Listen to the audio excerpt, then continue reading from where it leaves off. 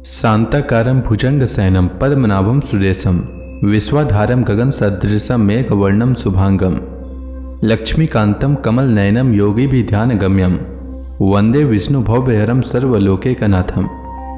मंगलम भगवान विष्णु मंगलम गरुड़ध्वज मंगलम पुंडरीकाक्ष मंगलाय तनोहरि। ओम नमो भगवते वासुदेवाय। आज का दिन आप सभी के लिए मंगलमय हो। आइए सुनते हैं चैत्र मास कथा का 11वां अध्याय। श्री सुखदेव जी ने कहा, परीक्षित, जड़ भरत ने राजा रघुगण को उपदेश देते हुए इस प्रकार कहा, राजन, तुम अज्ञानी होने पर पंडितों के समान ऊपर ऊपर की तर्क वितर्क की बात कर रहे हो, इसलिए श्रेष्ठ ज्ञानियों में तुम्हारी गणना नहीं हो सकती।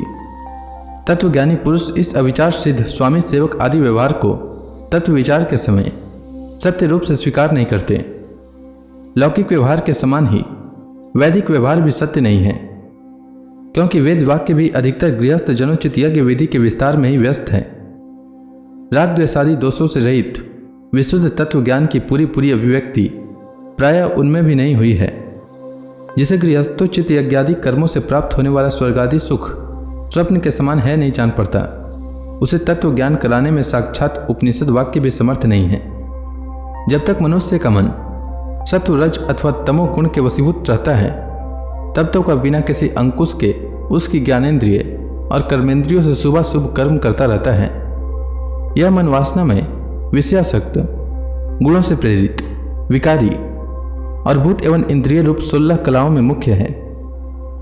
यही भिन्न भिन्न नामों से देवता और मनुष्य आदि रूप धारण करके शरीर रूप उपाधियों के भेद से जीव की उत्तमता और अधमता का कारण होता है। यह मायामय मन संसार चक्र में चलने वाला है। यही अपनी देह के अभिमानी जीव से मिलकर उसे काल कर्म से प्राप्त हुए सुख दुख और इनसे व्यतिरिक्त मोह रूप अवश्यम भावी फलों की अभिव्यक्ति कराता है। जब तक यह मन रहता है, तभी तक जागृत और स्वप्नावस्था का व्यवहार प्रकाशित होकर जीव का दृश्य बनता है। इसीलिए पंडित जन मन को ही त्रिगुण में अधम संसार का और गुणातीत परमोत्कृष्ट मोक्ष पद का कारण बताते हैं। विषयासक्त मन जीव को संसार संकट में डाल देता है। विषयहीन होने पर वही उसे शांति में मोक्ष पद प्राप्त करा देता है। जिस प्रकार घी से भीगी हुई बत्ती को खाने वाले दीपक से तो धुएं वाली शिखा निकलती रहती है, और जब घी समाप्त हो जाता है तब वह अपने कारण अग्नि तत्व में लीन हो जाता है। उसी प्रकार विषय और कर्मों से आसक्त हुआ मन तरह तरह की वृत्तियों का आश्रय लिए रहता है, और इनसे मुक्त होने पर वह अपने तत्व में लीन हो जाता है। वीरवर, 5 कर्मेंद्रिय, 5 ज्ञानेंद्रिय और 1 अहंकार, 11 मन की वृत्तियां हैं तथा 5 प्रकार के कर्म, 5 तन्मात्र और 1 शरीर, 11 उनके आधारभूत विषय कहे जाते हैं। गंध रूप स्पर्श रस और शब्द ये 5 ज्ञानेंद्रियों के विषय हैं। मल त्याग संभोग गमन भाषण और लेना देना आदि व्यापार ये 5 कर्मेंद्रियों के विषय हैं, तथा शरीर को यह मेरा है इस प्रकार स्वीकार करना अहंकार का विषय है। कुछ लोग अहंकार को मन की 12वीं वृत्ति और उसके आश्रय शरीर को 12वां विषय मानते हैं। ये मन की 11 वृत्तियां द्रव्य, स्वभाव, आशय, कर्म और काल के द्वारा सैकड़ों, हजारों और करोड़ों भेदों में परिणत हो जाती है, किंतु इनकी सत्ता क्षेत्रज्ञ आत्मा की सत्ता ही है, स्वतः या परस्पर मिलकर नहीं है। ऐसा होने पर भी मन से क्षेत्रज्ञ का कोई संबंध नहीं है। यह तो जीव की माया निर्मित उपाधि है। यह प्रायः संसार बंधन में डालने वाले अविशुद्ध कर्मों में ही प्रवृत्त रहता है। इसकी उपर्युक्त वृत्तियां प्रवाह रूप से नित्य ही रहती है। जागृत और स्वप्न के समय वे प्रकट हो जाती हैं और सुषुप्ति में छिप जाती हैं।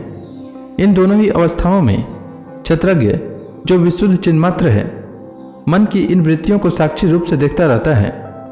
यह क्षेत्रज्ञ परमात्मा सर्वव्यापक, जगत का आदि कारण, परिपूर्ण, अपरोक्ष, स्वयं प्रकाश, अजन्मा, ब्रह्मादि का भी नियंता और अपने अधीन रहने वाली माया के द्वारा सबके अंतःकरणों में रहकर जीवों को प्रेरित करने वाला समस्त भूतों का आश्रय रूप भगवान वासुदेव हैं। जिस प्रकार वायु संपूर्ण स्थावर जगम प्राणियों में प्राण रूप से प्रविष्ट होकर उन्हें प्रेरित करती है, उसी प्रकार वह परमेश्वर भगवान वासुदेव सर्व साक्षी आत्म स्वरूप से इस संपूर्ण प्रपंच में ओतप्रोत हैं। राजन, जब तक मनुष्य ज्ञानोदय के द्वारा इस माया का तिरस्कार कर सबकी आसक्ति छोड़कर तथा काम क्रोधादिच्छा शत्रुओं को जीतकर आत्म तत्व को नहीं जान लेता और जब तक वह आत्मा के उपाधि रूप मन को संसार दुख का क्षेत्र नहीं समझता तब तक वह इस लोक में यूं ही भटकता रहता है, क्योंकि यह चित्त उसके शोक मोह रोग राग लोभ और वैर आदि के संस्कार तथा ममता की वृद्धि कराता रहता है। यह मन ही तुम्हारा बड़ा बलवान शत्रु है। तुम्हारी उपेक्षा करने से इसकी शक्ति और भी बढ़ गई है। यह यद्यपि स्वयं तो सर्वथा मिथ्या है, तथापि इसने तुम्हारे आत्म स्वरूप को आच्छादित कर रखा है। इसलिए तुम सावधान होकर श्री गुरु और हरि के चरणों की उपासना के अस्त्र से इस मन को मार डालो। तो इसी के साथ यह अध्याय समाप्त हुआ। इसके आगे की कथा मैं कल के अध्याय में सुनाऊंगा। तब तक के लिए भगवान हरि का नाम लेते रहें। तो प्रेम से बोलिए भगवान विष्णु की जय, श्री कृष्ण भगवान की जय, समस्त देवी देवताओं की जय।